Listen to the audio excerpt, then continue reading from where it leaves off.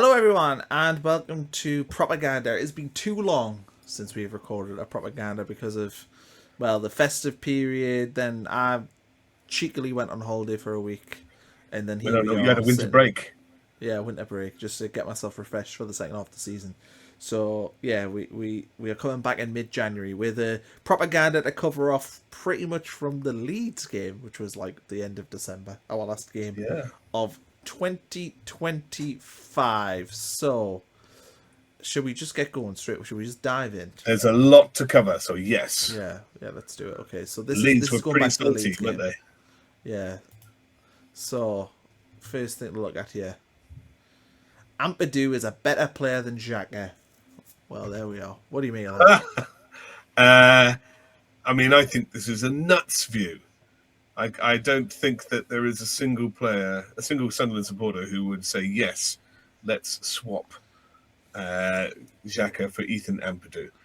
And I don't know what I don't know what this person's thinking of here. Um, I don't even think that he outperformed him in that game. But maybe this is not just propaganda. Maybe this is Uh, actually the problem with Leeds. well, I saw a thing where there was like a picture of Anton Stack, and it was like Anton Oh Stack yeah, dominating Xhaka, and it's like, did they miss Xhaka's unbelievable assist in the game? Like, I mean, to um, Adingra. Yeah, yeah, just like I don't that think Xhaka had a great game against Leeds per se. I don't think it was his second half in particular. I thought he did struggle, but to come away from that and think that he does a 17, no 6, look reverse pass. yeah, and 16th place Leeds, who've played Ethan Ampadu every game, other than the Man United game where he was suspended for it. Well, I mean that was a horrendous decision what he got suspended for, but yeah, other than that, Ethan Ampadu plays every game, Xhaka plays every game, and Sunderland are objectively a better team than Leeds, and Xhaka is our best player. Maybe it's not propaganda. Maybe this is the problem that Leeds have in that they are buying these players, imagining that they are world beaters, and they're not. I know they already had Ampadu, but maybe that's their problem that they are not assessing these players well enough. What about this comment in here? Do you see this? Xhaka's just a poor man's Bruno. Whinge, whine, repeat. Oh, A poor man's Bruno. Pitbull Is yeah, is that? Are they talking about Guimaraes, it must be. who rinsed the rest of his players because he had two shots not on target, and he failed also to turn up for the derby? Yeah, I Yeah, think so. yeah. You go. You're winning Bizarre. there. Yeah, and I don't want to start on the Leeds fan base, but obviously for No, the next few minutes we are going to start against them. But yeah, that it's just a honking take, isn't it? I don't know. Sometimes people, I mean, I suppose anyone can write on social media. There's no qualifier for it, is it? So you and can, thank God they can. There'd be no propaganda without it. yeah. This Leeds fan though, with a great name to be fair, good name, Connor. Every tackle isn't a foul, and this ref is giving Sunderland every decision so far.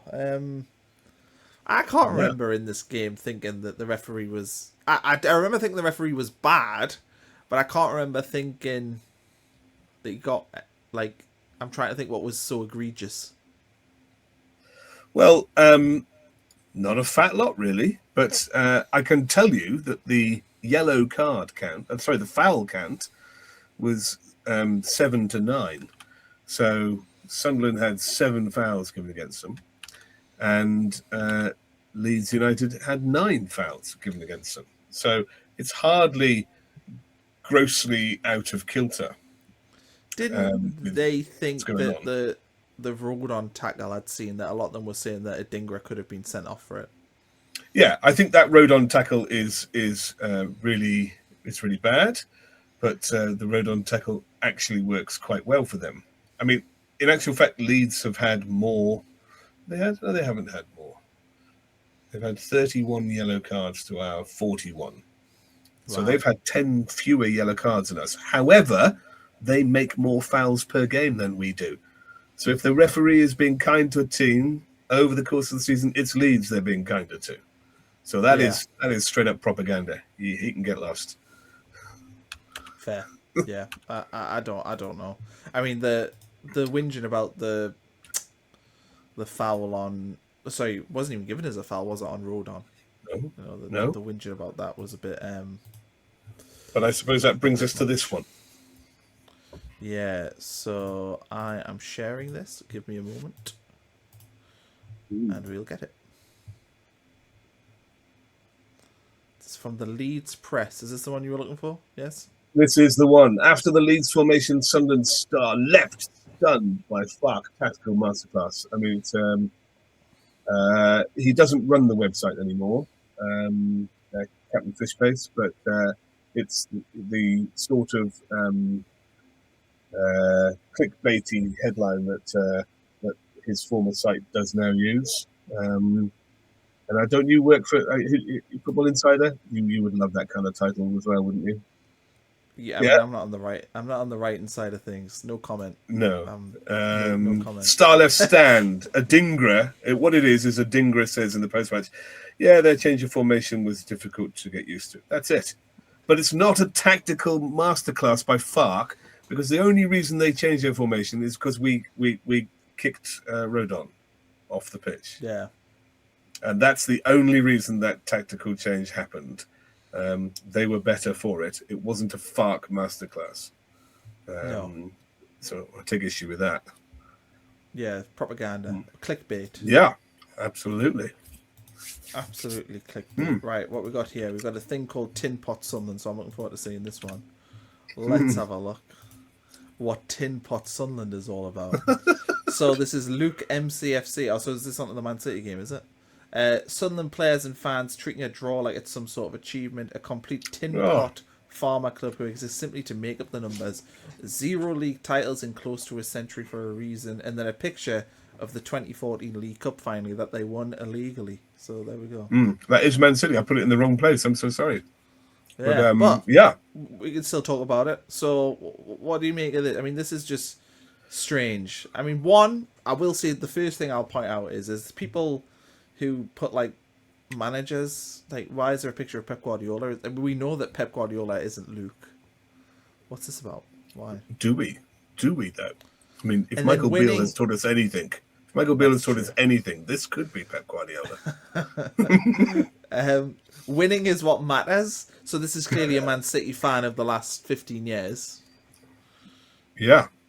Because if winning's what matters, then Man City before that were not doing much of that. No. So, Glory Seeker. Yeah. Tin Pot Farmer Club. He doesn't know anything about the geography of this country. I'm not sure Sunderland could be described as farmers unless a farmer club has a different meaning. Does he mean Ipswich? I mean, they are the tractor boys. Yeah, that's true. I don't know if people call like the Scottish League a farmers league, don't they? I don't really know what it means to be a farmers league. 0 leg titles in close to a century. Well, he's done a little bit of research there, hasn't he? Yeah. How many did they win before their Gulf state takeover? I've got absolutely no idea, but I will Google it for you. Find out. Man City titles. Why shouldn't a newly promoted side, predicted to be dead last with a record points though, why should they not be pleased with the depleted squad to play in, to get a 0-0 draw and carry threat to Man City, who frankly have a team vastly in excess in terms of cost and ability to us? Why shouldn't we be happy with that? I mean, what does this person expect? I think maybe we shouldn't dig them out too much because they're probably not old enough to have a social media account. True. But if we look at their honours list before the takeover, they've got 2 league titles before the takeover, 1936-37 and 67-68. Then they've got 4 FA Cups before the takeover, 2 League Cups before the takeover. Yeah. They've got a European Cup Winners' Cup before the takeover as well. So they are the... So, I mean, they're not too dissimilar to us, other than really the European trophy. No. Prior to the takeover. So, there we go. Yeah. It is what it is. Let's go back to some Leeds propaganda. Although Leeds were the same, you know. They were the same. I think we've probably got 1 or 2 of their tweets, haven't we? They were the same. I've got one. Because there were lots of those about celebrating a draw against them. Yeah, but again, it's like... Do you know, like the context of celebrating a draw is it's the context of the result. Sunderland, if we had a fully fit team, with all the players available, we would have not celebrated the. Did we celebrate the draw? We were just happy with the point. I wasn't punching the air. Get in, we got a draw. Nobody was doing that. We were just like, it's not. They were on a good run of form. We had a very weak. We had that was our most weakened point. I think I said this when we did the review of the game. I said they have come with their best team. They had a better team than us last year. They've added to that in the summer window, spending over 100 million. We have spent 140 million, and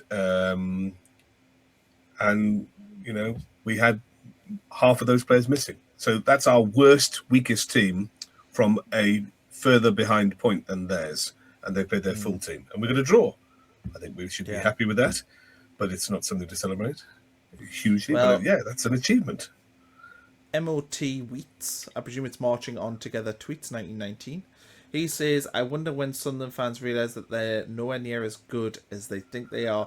Not a bad team at all, and they won't be properly sucked in down the bottom now. The recruitment was fantastic, but they aren't actually a good team. And then he said, 5 bookmarks is killing me. They think they'll do anything to us at Ellen Road. Ha ha ha. And what's interesting this is Sunderland fans realise that they're nowhere near as good as they think they are. Then he says, not a bad team at all. But I think here he's answered his own question. As a newly promoted team, the expectation is that you are a bad team. So to be not a bad team at all and not getting sucked into the bottom of the league shows that Sunderland are in fact a good team. You know what I mean? Yeah, and I can answer his question directly. I wonder when Sunderland fans will realise they're nowhere near as good as they think they are. Not yet, Mo tweets 1919. Not yet. I have not realised that yet. In fact, I might go all season without realising that. And if I do, I'll make a point of coming back to you. In fact, I shall bookmark you. You seem like you would like some more bookmarks. He says he's got 39, but actually he's only got 30. Oh, no! So. Can we unbookmark him so that he only has 24? That's much more appropriate. Yeah, 24. The perfect number when talking about Leeds. So there we are. I don't know. Yeah, I don't think I'm going to realise it. But there's your answer. I also find it really funny when... we probably do it as well, but when people make assessments... this is probably the first time he's watched Sunderland all season was this game where we didn't have 7 players because of AFCON. You make a sweeping assessment on a team without looking at any of the other evidence. Rather sheepishly, I'll turn to my beer here because if you've been watching these episodes this week, I did do that to Brentford. Yeah. So, we all sort of did that. Good side of what they do, Brentford, but they ain't going to hold their place in the league. I've got 2 screenshots on here and I forgot what they are, so I'll not press them yet just in case they're not relevant. 24 points behind. Is that one? No, that's the Everton one. I don't know. We don't have... Oh, no, I think I've missed one. 24 points behind. That's the one you're there. Is that it? I think we've already done that one, have we? Oh, okay. This is Nathy Hipple, though, again. We've done this guy already. So he's done 2 badges. I know, but he does post a lot. He does post a lot. He's worth a return. So there we go. This is the hippo fella. Right, so first tweet is, I honestly thought the Geordies were a set of deluded twats. These Mackhams are even worse. We've only got half a team, blah, blah, blah, laughy face. Must be that end of the country, never seen any decent teams that way since Keegan's Toon Army. And then then Stevie B comes in, explains the delusion, and Hippo says, delusional, you think you're a good team, you finished 24 points behind us last season and have spent big just like us. If the league wasn't as poor as it is and we discovered the system we played earlier in the season, we'd be where you are. Oh, I'm with Steve B. His first tweet is an indecipherable rant. So he says, what is the delusion? Doesn't make any sense. So he does then explain it quite well, and very gratefully says, we think we're good, but we're 24 points worse than them. It never gets old. When does the 24 points die? Do you think, if we win the Premier League in 3 years, they'll be like, well, though we were once 24 points ahead of you? You've got to love it. Because unless we finish more than... it doesn't matter what happens. If we don't finish 24 points above them, we can have a laugh as, you beat us because... we're not 24 points. We can have a laugh about that. And if we do finish more than 24 points above them, we can do that. I mean, I don't see how they can win. Unless, even if they finish above us in the league table, which isn't going to happen. I'll say that now. Even if they finish above us in the league table, it's still not going to be by 24 points. I mean, it's just absurd. It is the gift that keeps giving, and I love it. Every time I see it, I think it's hilarious. Yeah. It's like you've got nothing positive to say about yourself in comparison to us, except to go to last season. I mean, that's what it's about. Really. What I like about the 24 points thing is that it's used as a narrative from everyone. So, like, for example, if we were talking about the progress that Sunderland have made, we would say, well, last season we finished 24 points behind Leeds, and look at us now. We're so far ahead. But I think when we say that, it's a bit of a joke when we say that. Yeah. And that we know we're not a 24-point worst team. It's like the mind the gap thing. The Johnnies don't seem to understand the irony of that. Yeah. They think it's real. We might have a bit of that in propaganda. We have got a bit of that. The mind the gap thing is so funny because they just don't understand the point. The point is we were taking the mick because we are pretty sure that we won't actually finish ahead of Newcastle. Yeah. We were taking the mick about 6 easy points and they don't get it at all. It's hilarious. No, they don't. Yeah. Right, here's Let's some carry on. Yeah, this is non-match related, but I just thought this was funny. So this is all the way back in January, and this is apologies for all the adverts, but it is what it is when you're on all these websites. Sheffield United monitoring Sunderland, Nottingham Forest, and Wolves men after African Cup of Nations calls. So when you see this, you're wondering, well, who could it be? Who could Championship side Sheffield United be looking at from Sunderland, who is at AFCON? Pembele? Pembele? Not at AFCON. Yeah, not at AFCON. Matete not at AFCON. So then you're looking, right, okay, well, maybe it's that Blondie. Did he get called up? A fourth choice keeper? Blondie, no, he didn't get called up. Anyway, and as you go through, what you eventually realise is that the story is about Habib Diarra. They're going to sign Habib Diarra. Sunderland's record signing. Admittedly, it's according to Sports Boom, whatever that is. So do they say how much they're going to sign him for? I don't know. Is it a lot? I'm not sure. There's this quality bit of research here. We're gonna give the championship a £35 million 21-year-old. After he's played 5 games for us this week. Wow. What I wonder is did the Yorkshire Post, do they have like a website that they put things out so they can make stories? So like they own Sports Boom and they put out a story that Sheffield United are going to sign Leo Messi, and then they can quote it in their actual paper. Is that what they're doing here? Because how on earth do you land on Habib Diarra? The only thing I wonder is there a player with a similar name? Like, I know that Senegal have Habib Diallo. Maybe like they've got them mixed up. Maybe. And I think you have devised, which surely exists already, a wonderful business policy there. Maybe. Have a couple of sites that talk rubbish so that you can report on it. Yeah, on your main call site. it rubbish. Yeah. Maybe.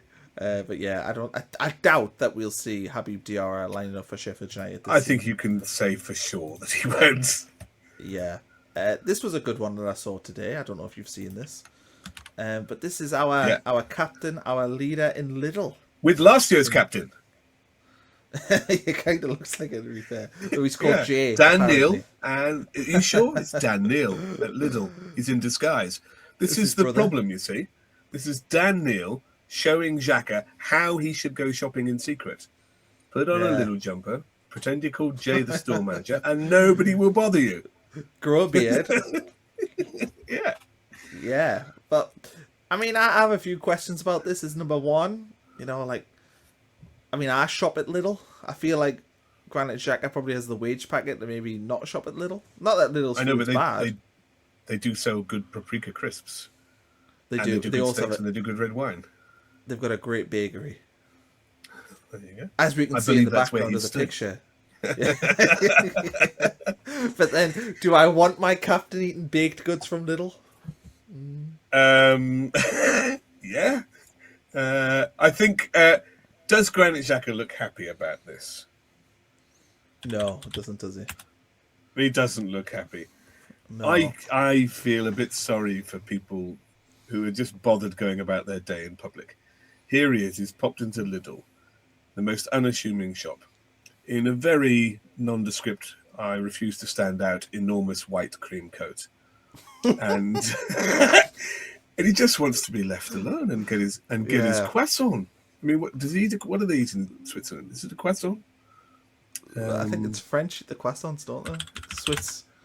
Swiss cheese. I don't know.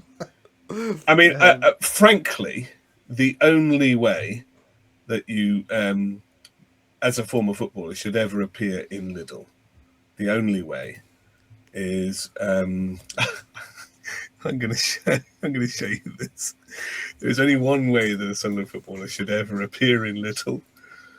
I don't even know if I can save this picture, but do you remember the former Sunderland striker? You don't, do you? Oh, Which my former lord! Sunderland striker? In what This context? is marvelous. This is marvelous. Let me upload the picture, and I can show everybody about the only way that former Sunderland. You can't appear there in a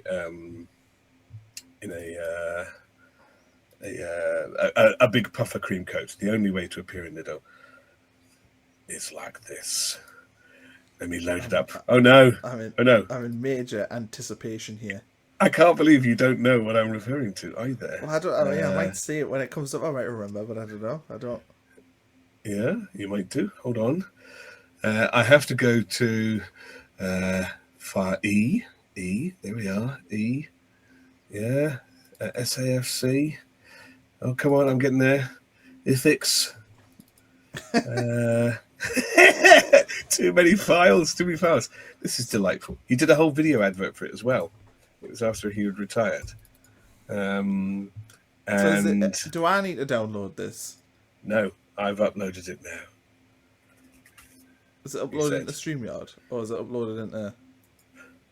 It should have uploaded. Where is it? There it is. There it is. That's the only way to appear in Lidl if you're going to be a former Sunderland footballer. Do you not see that advert? No, he did a whole advert. He did a whole YouTube advert. If you haven't, I mean, we can't probably do it because it will be copyrighted, I imagine. But the Lidl would love the advertisement. I don't want to take the risk right now, but go and have a look at just put in Jabril Cisse Lidl advert. There's a whole advert where he appears in a plethora of different Lidl-coloured outfits and tracksuits and Lidl trainers and Lidl sweatshirts with a ball talking about how great Lidl is. It's ridiculous. Yeah. But, I mean, that's how I want Granit Xhaka to walk through Lidl, like that. Well, maybe, if we're going to link this right, so Jabril Cisse played for Marseille. Marseille used to be owned by the Dreyfuses. Could we see a link there, maybe? Maybe Kirill has everyone shop at Lidl for that reason.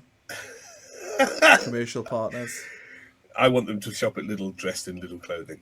You all have to Google, obviously when you finish watching this, the Jabril Cisse Lidl advert. It's magnificent. Yeah.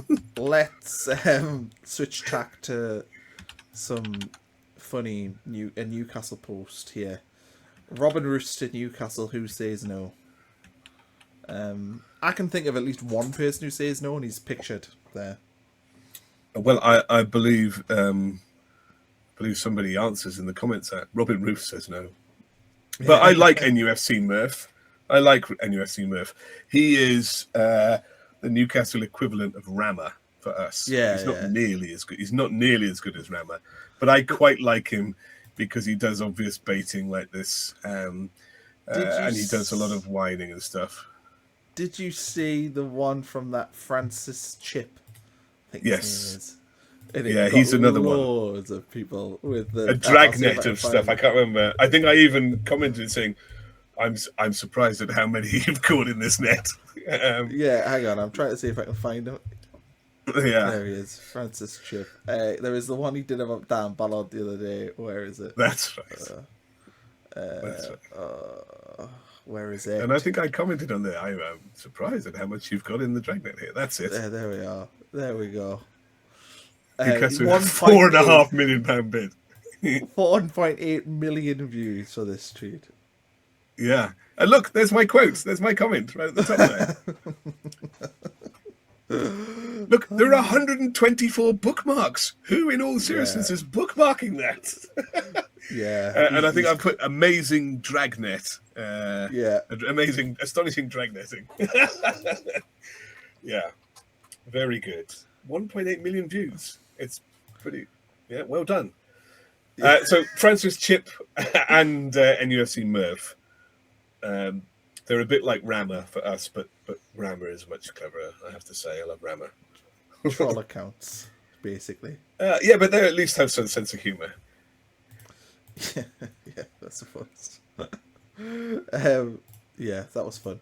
Right, this is one of your ones, so I shall share it. Ben. Oh yeah, Blooms. no, yeah. I hope this isn't This Benjamin. is Bloom. it is Benjamin Bloom. Yeah, he's done something for the Premier League here. What I do not like about this is it's one of those let's be nice to everybody, and in 11 players they've picked somebody from every different team, and I go, oh, I get why you do that, but it's just a bit lame because you want everyone to kind of look at it. But it's pointless. Why are you picking one player from every team? It's pointless. I mean, do we really want James Tarkowski in our team of the season? One player per club. I mean, we wouldn't. It's just pointless. Harry Wilson, great player. Does he get into team of the season? I mean, what is the point in having only Declan Rice there? I just, Is Harry Wilson you have Saliba over fullback? Tarkowski. Huh? Is he playing fullback? Wilson? I think he's playing Looks like he 3-5-2. is. He's not playing 3-5-2? I looked at it as Reece James at right back. I think Wilson at left. Wilson and Rodgers would be the flying wingers, but neither of them can defend. So I don't know. So It's a terrible team, Benjamin. Well, I mean, I he's love got- Benjamin Bloom, so I'm not willing to, I'm not willing to drive. I like him too. I love and him. he's been given a job to do here. But we're not having Tarkowski in our team ever. You're having Saliba, aren't you? Or anybody else, or lots of other players, or Mukiele, or Well, you can't. It's just I mean, daft. Robin Roof's in there, so you can't put Mukiele in there. No, you can't. Well, yeah, but that's the ridiculous of it. That you have Declan Rice, so you can't have Saka, or you can't have Saliba. You've got Roos, so you can't have Xhaka. You have to have Guimaraes, even though when they played on the same pitch together, one was a complete coward and the other bossed the game. And I just think things like this, bother me. I don't know why. It's pointless because I understand. And Benjamin Bloom has been given the brief, pick one player for every team. But I just think the whole thing is pointless. I mean, what's the point in doing that? Because we're never having Tarkowski in our team. We're never having Guimaraes in the team if we're picking best, players in the Premier League. Yeah, for this So I just season think it's as well. daft. There's no Liverpool players in here either, to be fair. No, there isn't. So, Would you pick one? Put it back up again. Tell me if you could pick one. Would you put one in there? I'm trying to think now quickly before as I put it back up. Is there a player I put in the Liverpool team? Frimpong, maybe? No? Isn't it played? Well, no. Because it has to go off form this season, doesn't it? So Van Dijk's been awful, so he doesn't get necessarily in. Connor is bad. Kirkes has been absolutely horrific. Then we move into the midfield. Szoboszlai has been pretty good, so you could maybe make an argument that you take Declan Rice out, put Szoboszlai in, and then you play Saliba. Maybe that's what I'd do. I mean, Morgan Rogers, do you have him ahead of Cherky? Oh, Morgan Rogers has been good this season.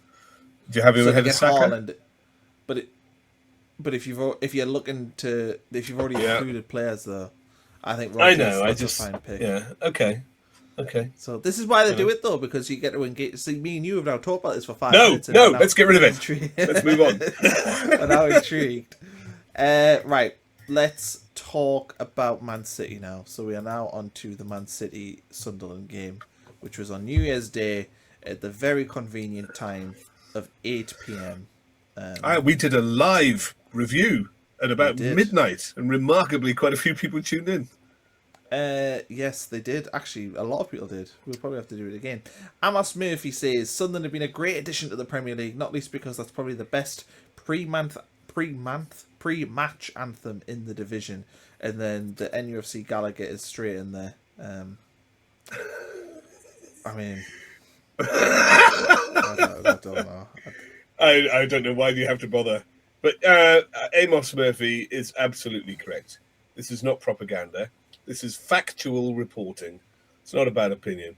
It is quite simply the best start to a game. And I loved it when we first moved into the stadium and we had the dance of the knights and ready to go. And I didn't think you could make it any better than that. But adding, wise men say, just before the kickoff after that, it makes it, and the foghorn, it is immense. And the fact that the whole stadium is singing, it's a great way to start. Where does wise men say actually come from? It comes from the death of Elvis Presley, which was announced, I think, or I think it was announced at half time in a game against Hull City when he died back in whatever. Oh, so is that why Hull sing it?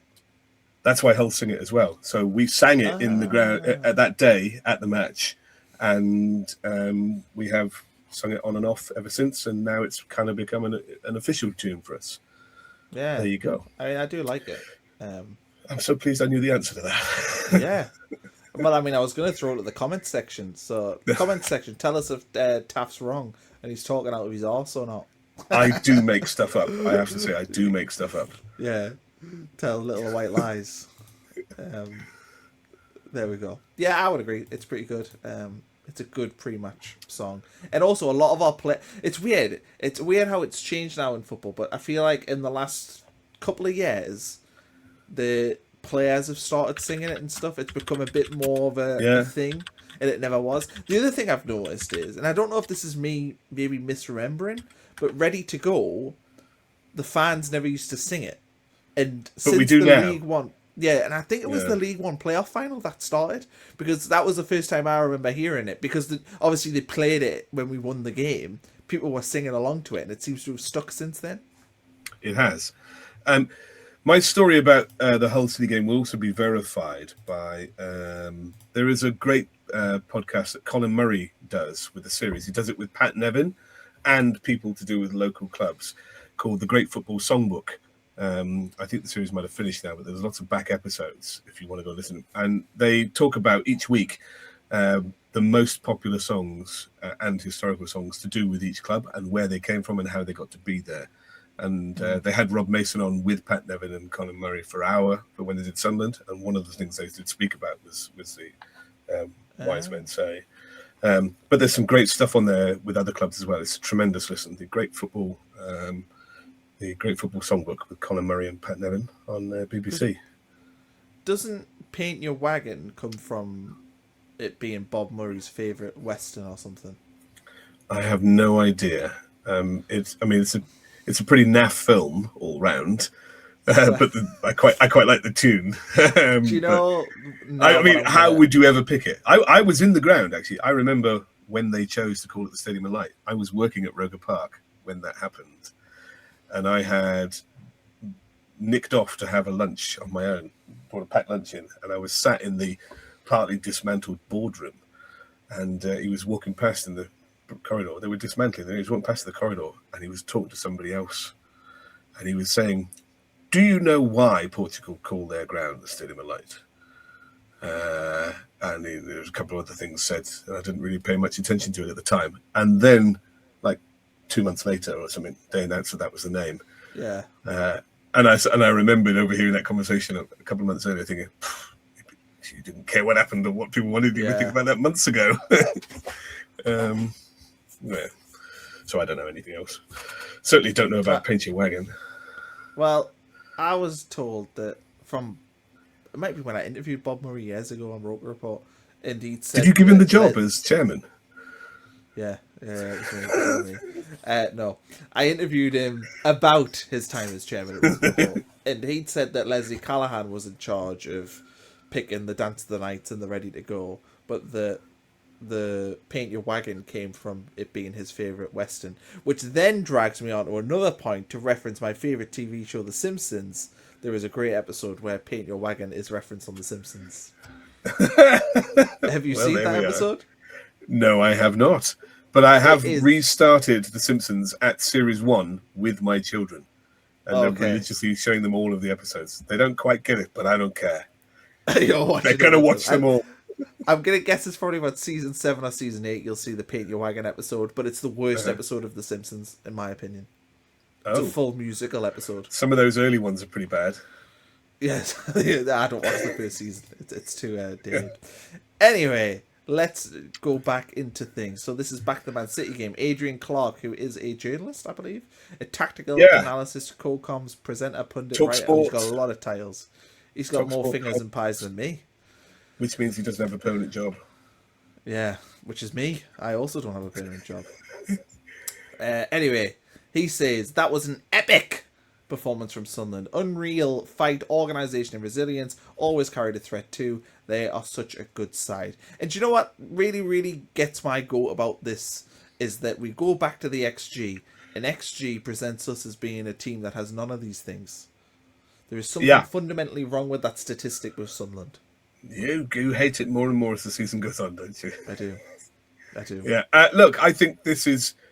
I am often accused of being too verbose and talking too much and carrying on and wittering. But I think this is a superbly succinct performance for that entire game. I think every sentence here is absolutely correct. And I think it's great. A great way to put it. Yep. It was. Right. Cam NUFC, this one. This looks interesting. It has the words drug test written next to it. So let's see. Let's see what's going on here. This is actually a bit of of credit for Sunderland, actually, although tongue in cheek. The suggestion is that they just don't stop running. And I mean, if you look at Noah Siddiqui, you would have to say, if that man were a cyclist, no one would believe he was legit, because he just doesn't stop. He's like the only player on the pitch with Duracell in his system. That seems what it's like. So I can completely get, you watch games that Sunderland play, and you look at the Man City game, and you look at the staggering fact that Granit Xhaka at 33 has played every minute of every game and run more yards than any other player in the Premier League. And I can completely understand why people say, are these guys on drugs or something? They just don't stop and they don't give up. But I think the comment is meant as a credit. But I kind of get it. It is, and I think we underestimate the amount of effort that these players put into things. It's astonishing. One of the great things about the weekend was the first time I've seen Granit Xhaka delighted at the final whistle. He led the sort of leaping and charging. Yeah. And I thought that was really great to see. He was loving life, wasn't he? Yeah. But frankly, if you've run hard enough, you shouldn't have that much energy left after 120 minutes. That's true. That is true. He should have run more. But where did they get it from? He must have found a second. So I've started adopting that. Whenever anybody says Siddiqui just doesn't stop, do they? I've adopted that line and said, yeah, thank God they don't do drug tests.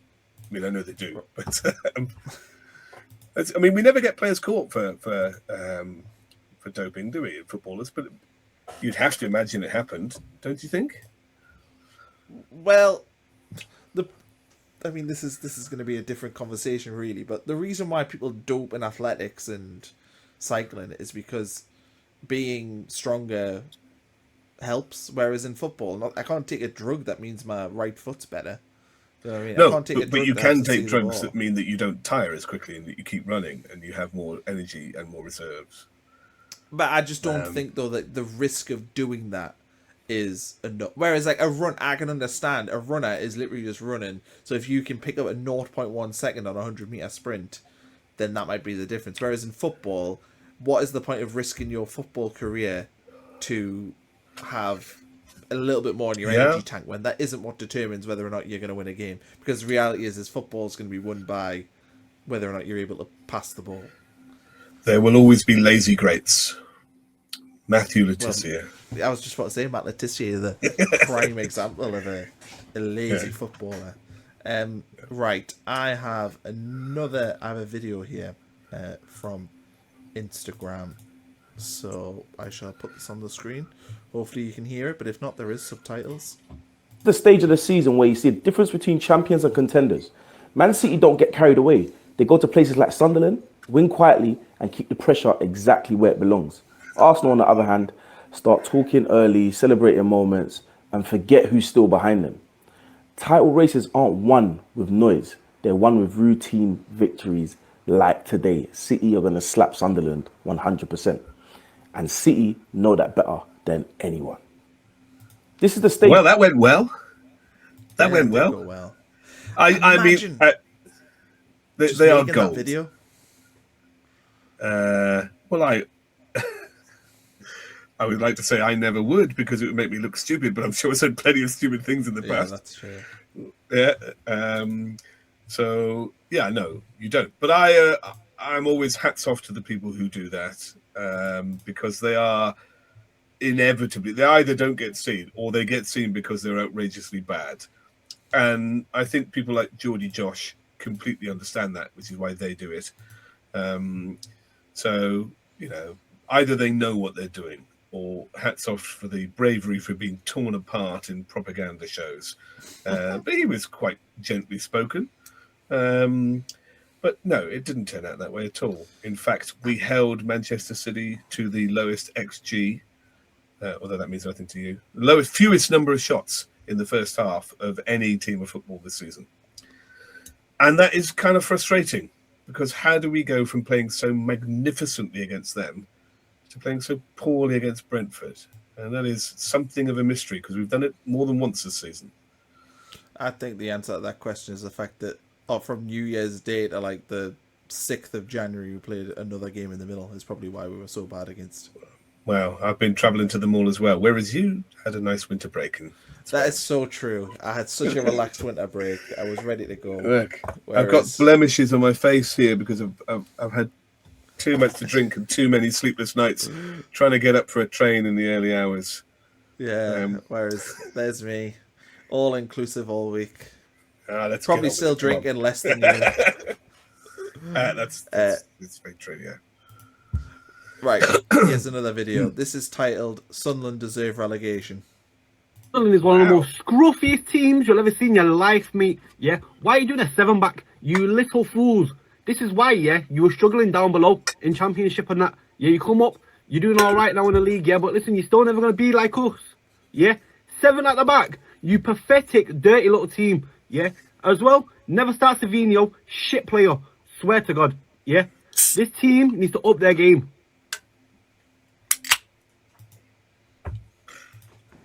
I'm not sure he's worth any sort of answer or riposte. Do you know, sometimes you see those videos online of like a whole bunch of people who get all their family and their cousins together to one at a time come up to the camera and call out some other family about how they want to have a fight. Have you never seen those videos? No, you don't get lost on YouTube like I do. They got these videos. Usually they're in deepest, darkest rural areas. Half the people have got a cap on and the other half are all wearing tracksuits. And they take one at a time and say, do you see you, Jimmy, when you came round here and you had to go at me? And one of them will take a turn to do it. I've seen one or two lads, I think, I can't remember their names. There's the really famous one or two lads where they do this threatening video. And at the end he's like, I'm a tank. But I think that was a parody, to be fair. But anyway, that's okay. By the by. That's what he reminded me Yeah. of. He reminded some nonsensical garbage like that. Savinho's also rubbish, but also went off injured in the game, didn't he? So he did, and I think I sent you a message halfway through that game, and I thought Savinho had Hume on toast for the first 10 minutes, but it all changed. Hume got himself back in the game. Right, Geordie Mag. So I think we can guess where these are. This is Mind the Gap. Can we get away with the audio here? I'm not sure there is any. But there is a video of. No. I'll mute it. No, you can't get away with any audio. But apart from one of the things that I like this, there's lots of Mind the Gap. But this is Tom Selleck. This is the man who could have been Indiana Jones. He was Magnum PI. Can we play it again? You can just roll it without the sound, because I mean, he is a gorgeous-looking man. And yeah, he is lovely, isn't he? Yeah, I mean, Tom Selleck. I know who he is. I know him though more Friends because he plays Richard. Yeah, but he got that role, I'm pretty sure, because everybody in the Friends, the people, the Actors generation, they all thought this guy is cool. He was supposed to be Indiana Jones instead of Harrison Ford, but he turned down the role. He was first choice, and Harrison Ford got the role after him. But I've got to be honest. I watched the first Indiana Jones movie. I've never seen it before in my life, and I watched it maybe 6 months ago. I just thought it was rubbish. I don't understand it.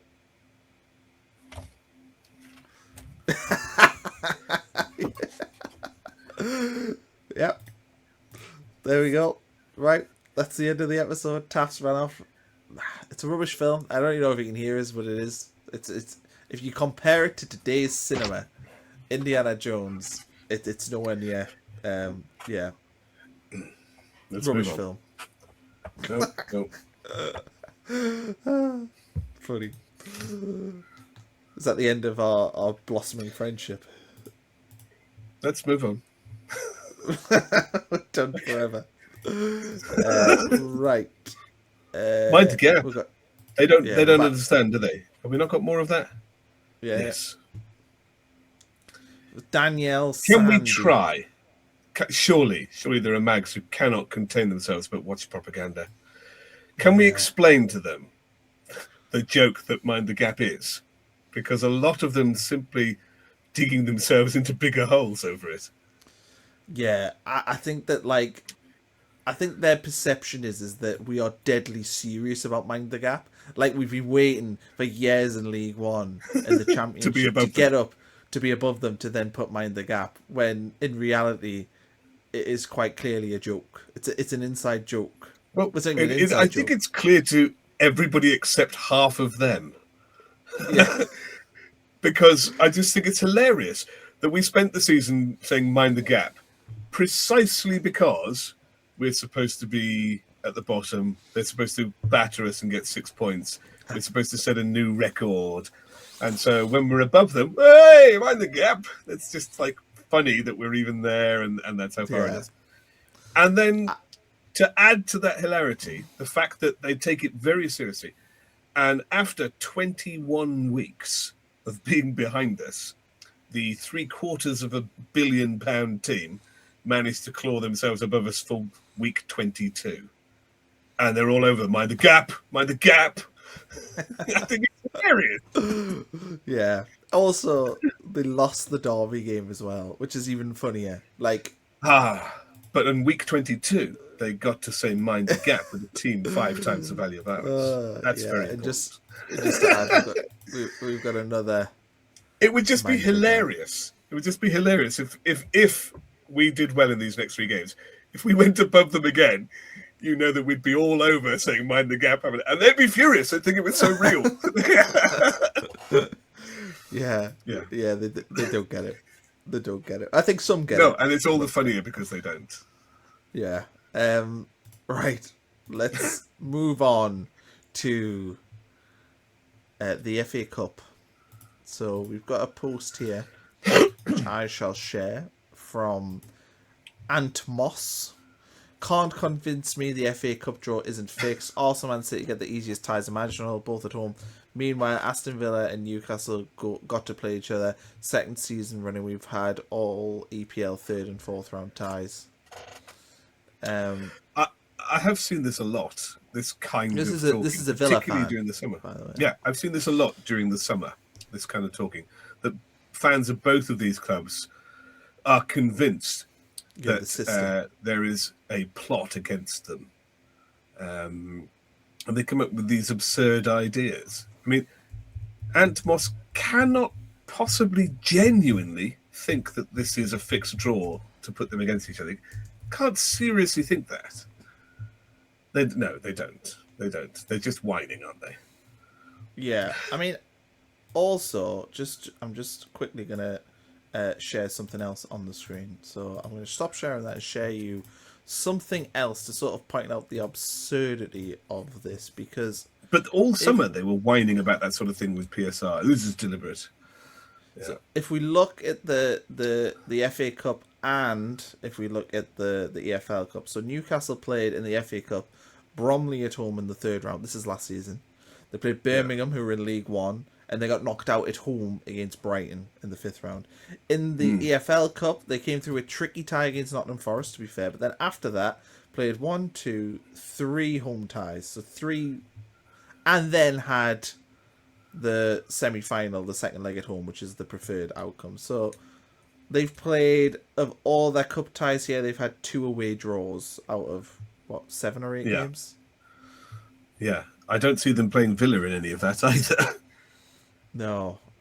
I can't look at Villa's draws. Let's have a look at Aston Villa's cup draws from last season, see how they got on. When it loads.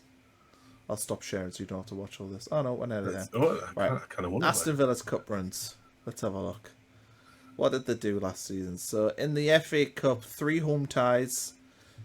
Then they lost in the semi-finals at a neutral venue at Wembley, but they did also get a championship team in the quarterfinals. So I'd say it's a pretty kind run in the FA Cup. It's fair to say. And a championship team that was facing relegation in the round 5. And then That's knocked out hardly a at tough home draw. against. And they Crystal were facing a relegation threatened Tottenham Hotspur under Postecoglou as well, weren't they?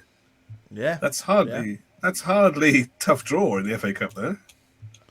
Yeah, it is what it is. I mean, we feel like also if you're going to get far in a competition, you have to have the look of the draw. But I don't think that the system is rigged against them. I get the PSR stuff you could argue is.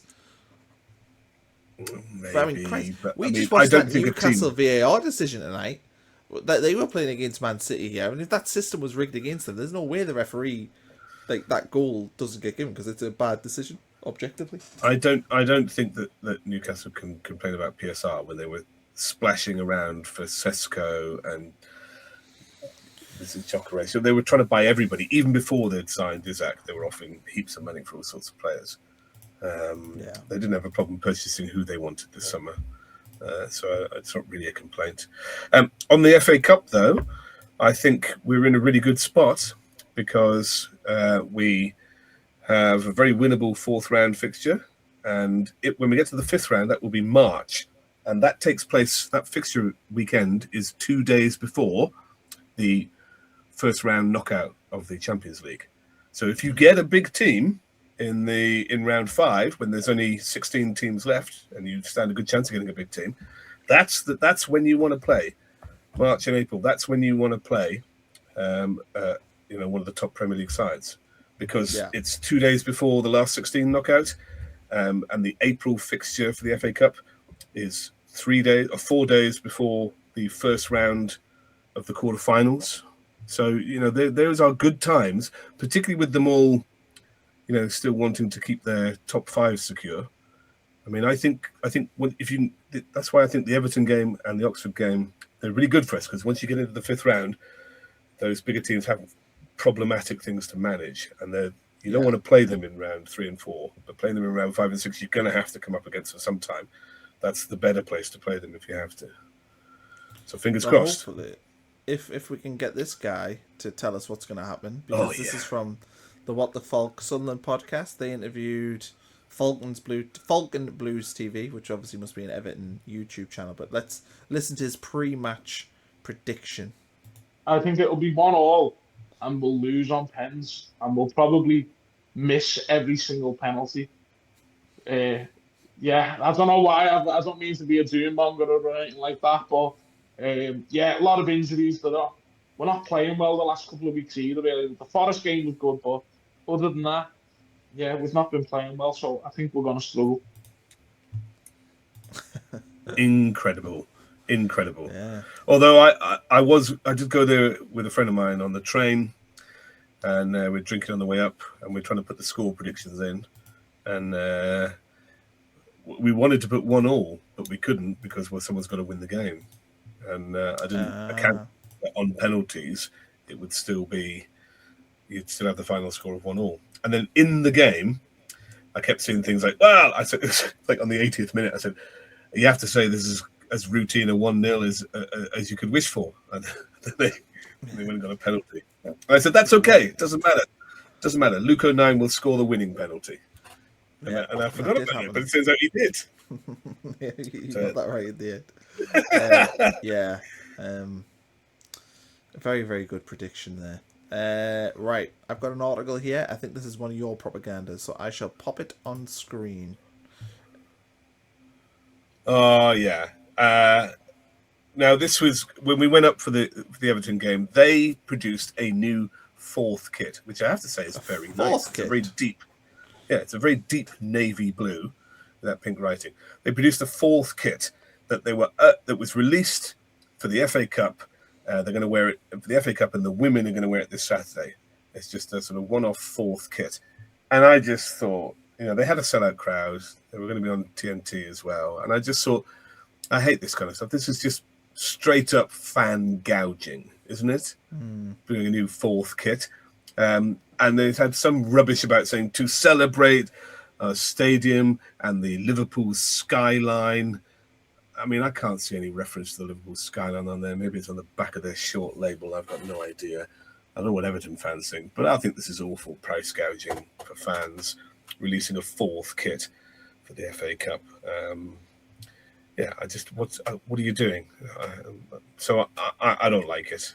It's not propaganda. I mean, they did it. I think the whole reason they talk about a special game, celebrating the skyline and Liverpool, I think that's entirely propaganda. It's just straight up gouging fans. I agree. Yeah, it was very weird because I've been not really in the loop last week because I was on holiday enjoying my winter break. I did not know that Everton weren't playing in blue, so when I was watching the game, I was initially very confused as to why they were wearing black. It looked to me like they were wearing black. It's actually a really nice shirt. It's very deep blue, but you can. I mean, I had a look at lots of stuff online, lots of pictures. I cannot, for the life of me, see where any reference to the skyline is, and even if it is, it's a pathetic excuse to release another kit and try and gouge your fans, and I just don't think there's any need for that. It's the FA Cup. They had one midfielder from their regular starting 11 and a bunch of kids playing, and they had 54,000 people there. And on top of that, they say, here's a new shirt that you got to get. I think it's terrible. I've got a TikTok here, which I will share. The thing is, because they've done it, how long before we're all doing it? Oh yeah, we'll all be doing it very soon. Champions League shirt, an FA Cup shirt, a League Cup shirt. Everyone will be doing it all sorts of time. A special edition. Yeah. They used to do Champions League. Like that's where third kit started, wasn't it? It was a Champions League away kit was where third shirts began. And then everyone else had home and away tops that they alternated every 2 years. Well, do you know what the Premier League rule is on what shirt to wear? No. There is a rule that is not in the Championship. The rule, and this is how you can in advance know what we're going to play in. The rule is always that you cannot, as the away team, you cannot play in any colour that is shared, even in part, by the home team. So when you go to Brighton, we cannot wear white because we cannot wear red and white because it's in their shirt, blue and white. We cannot wear our away shirt of blue, so we must wear the black.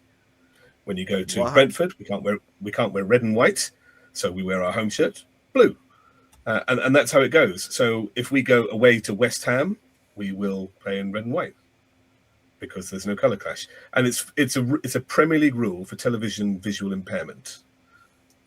That's the rule they follow. You play in your home shirt unless there's a colour clash, and then you go to your second shirt. If there's still a colour clash, you play in the third.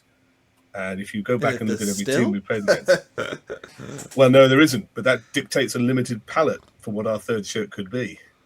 Every year, I think. So, if you want to guess now, what would our away shirt be next year? Probably be yellow. Probably. Maybe white. Well, it can't be white because you've got red and white in the home shirt. So probably be yellow. So we'll probably never ever have a white away shirt again. Probably not.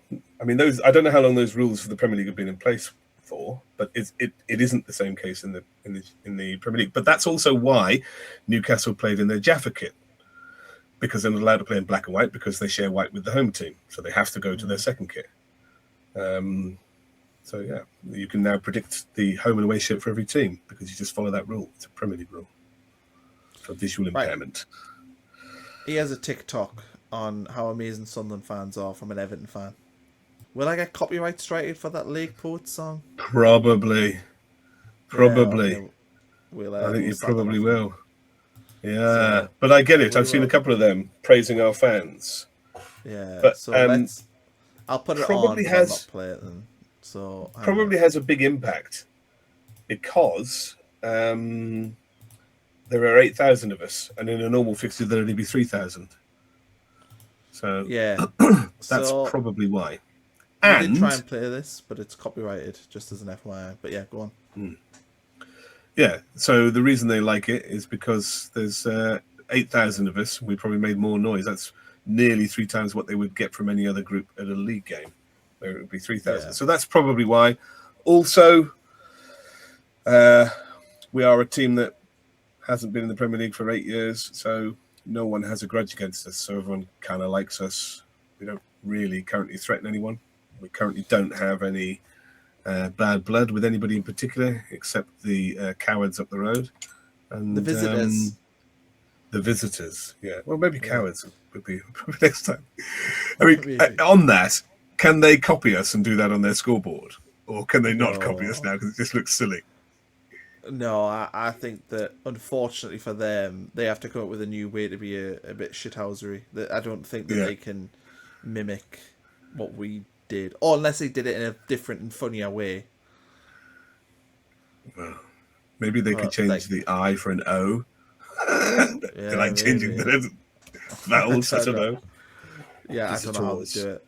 But figure out a little way to put like sad Mac and bastards or something on there. I don't know. Because we, funnily enough, in the build up of the game, did the whole follow the Macams thing, and I thought that the display before the game was going to be FTM. I felt certain that that was what it was going to say. Yeah. To which they could point around the club, around the city, saying, "No, we've had these posters up." I mean, that was the club that put them up all over the place, wasn't it? I'm assuming. I think so, yeah. Yeah, I think they But did. nothing Then came of it. also, isn't FTM, I would guess, like, didn't a Love Supreme come up with that? Or am I just making that up? I wonder if they own the copyright to it. I don't know. Because they were the But ones who even sold if the they did, t-shirts. Even if they did, I can't imagine they would stop the club from using it for a display. That would be No, magnificent. that's true. That is true. It's free marketing. Right, here's their post. So Ipswich were saying they text their players who they wanted in the 4th round. So, you know, we've got, I don't know which player this is here. Is it George Hurst? Oh no, it's I have no idea. Wes Burns. Who's Chelsea, he wants Chelsea. And then he has Jack Clark. He wants Sunderland away. And I think for Jack Clark, Does he miss us? that's probably because maybe he just wants to see what he missed.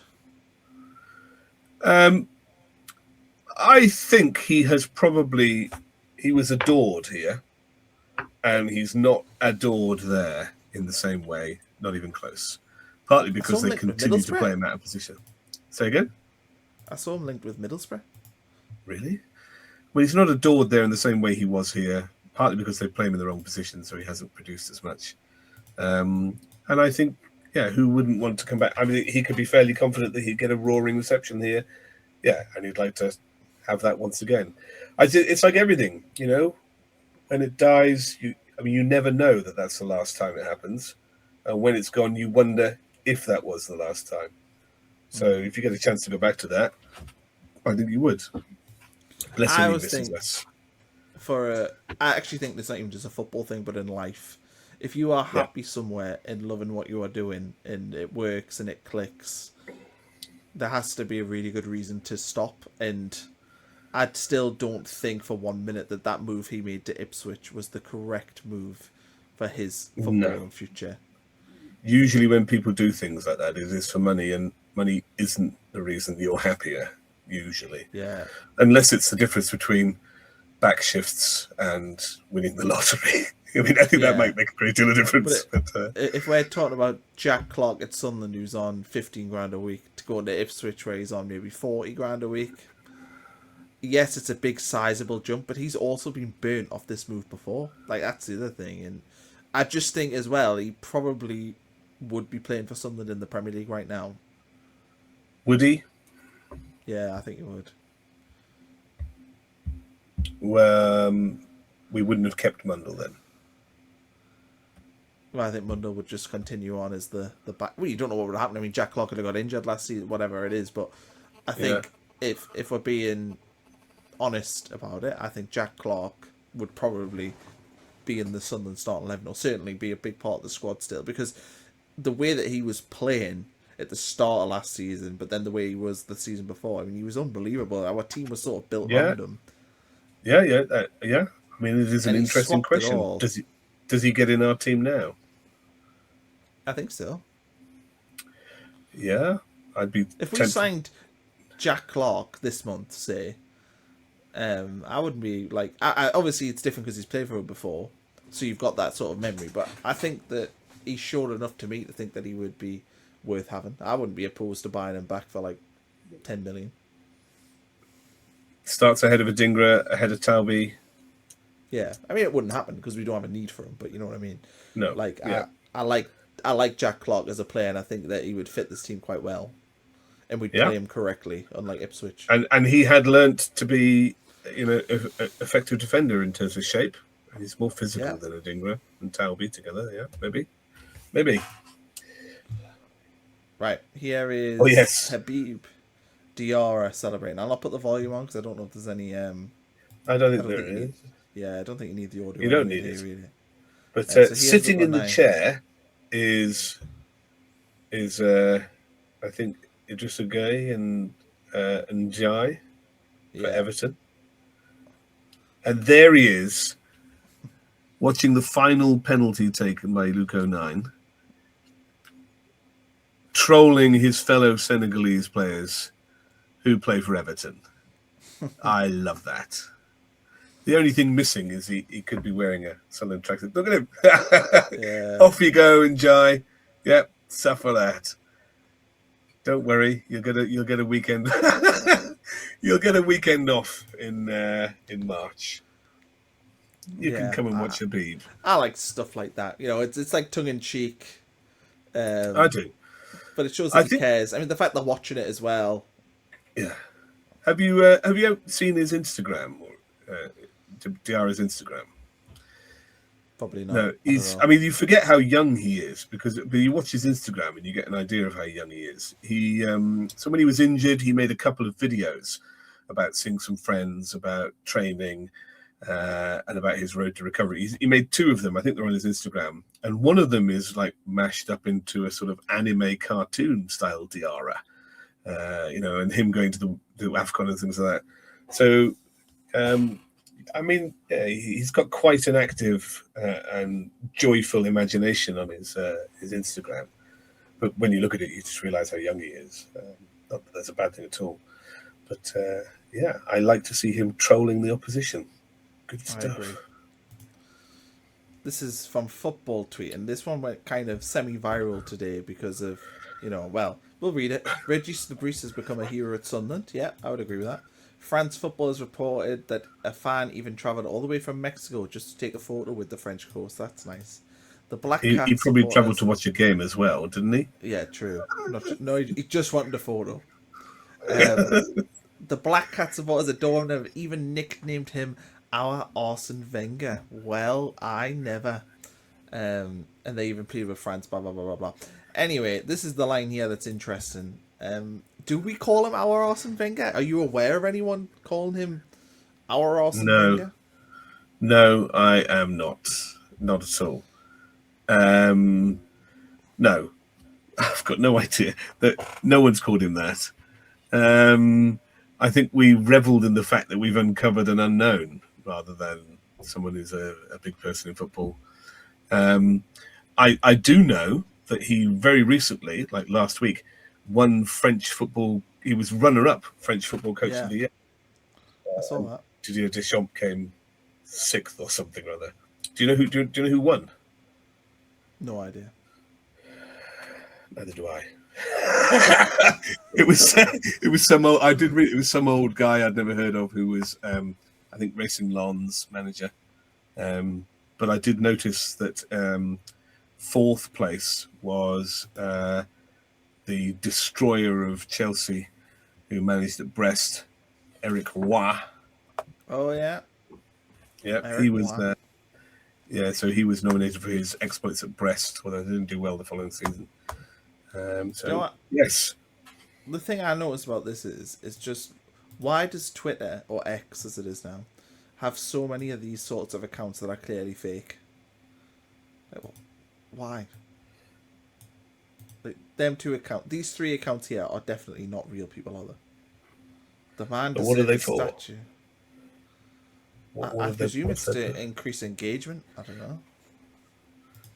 Anyway, So, football tweets have burner accounts, do they? no, I think that it must be like a thing. If you pay for verification, you have these things that comment on all your tweets. I Using won't like be doing AI. that. I won't be doing that.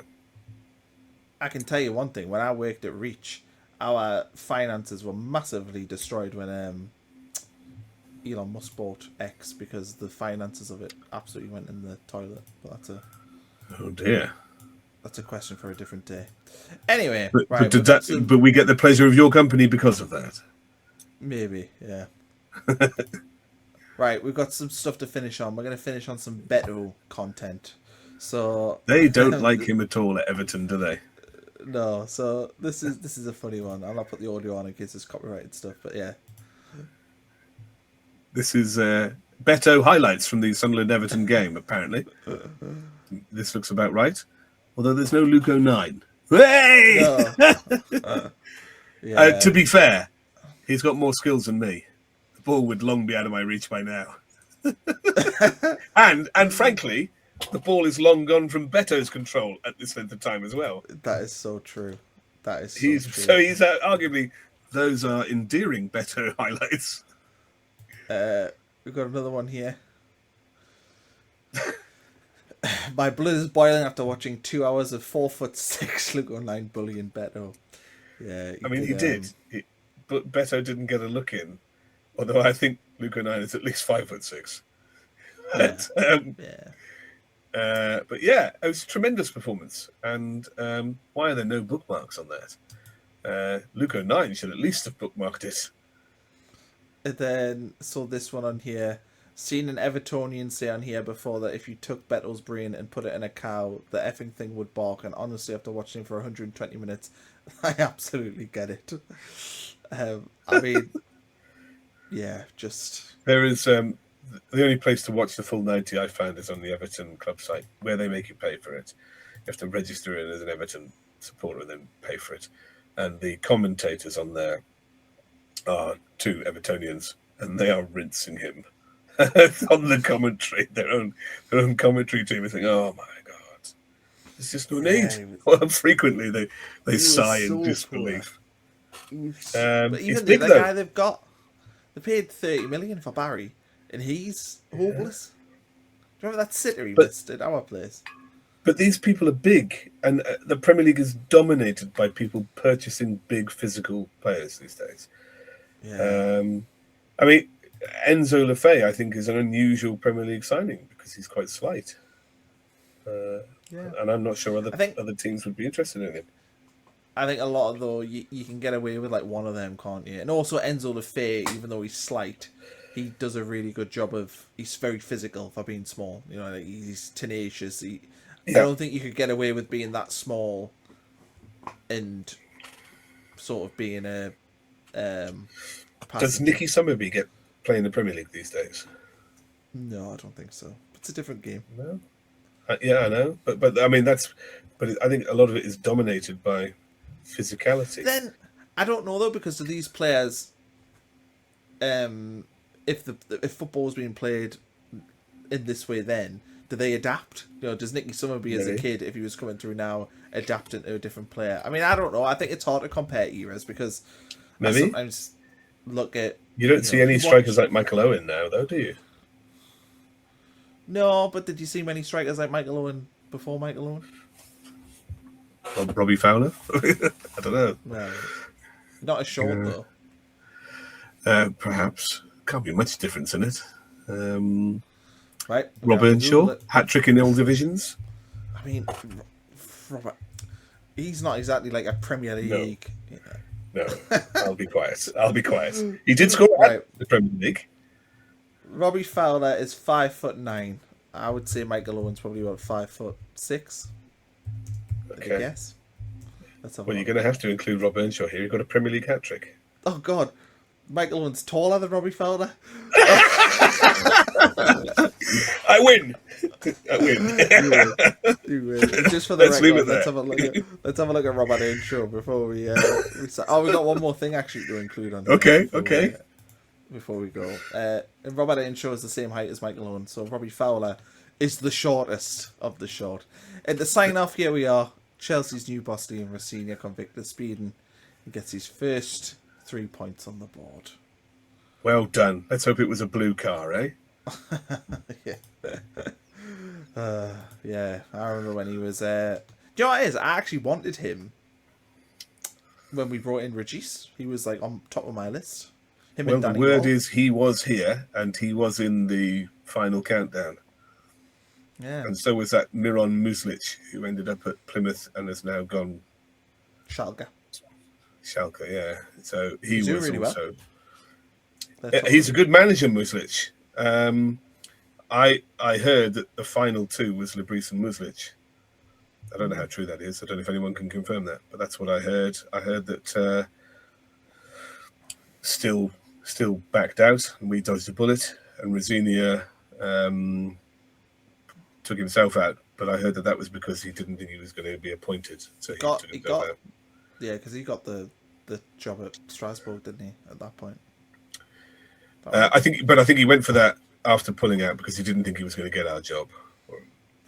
And I heard the final two was Muslic and Lebris. I don't know how true any of that is. You just put it out there anyway. I mean, Well, there's a lot I say that's untrue. that's true. Well, if you're still watching an hour and 15 minutes into this, let us know if you think Taft's talking shit. And we'll call that a day. So thanks everyone for watching. Check out all the other stuff we've done this week. If you are still here right now, we have an Everton review. We've got a review of the AFCON. We've got a Crystal Palace preview coming out. And then next week we'll have all the usual stuff coming out again as well. Plenty to talk about. Thanks, Taff, for joining me in what has been a long recording session for us this evening. Well, I mean, it feels long for you because you've come back from your winter break and straight into a full training session. Yeah. Whereas the wired spring that I am has been doing this all week. Yeah. This is just another day for you. Whereas I'm coming back in cold, not much of a warm up. I should have done like a pre-podcast, like a warm up. Yeah, But well, it is what it maybe is. we can I do a should've- live post game, like Man City. How about that? Yeah. We can discuss the timings, but yeah, I think I have to be probably about 6 o'clock on Saturday. That's all it's up. It's That whether or not sounds you're good around to at me. that time. Let's figure it out. It's the wife's birthday, so you've got to pick and choose. Well, it's her birthday on Friday, to be fair. But with females, generally their birthdays last a month. Hence, I've just been to Tenerife for a week to celebrate On your winter break. on my winter break that she paid for. Can't complain. No. Can't complain. Right. Anyway, see you all next week. Oh, this weekend when we beat Crystal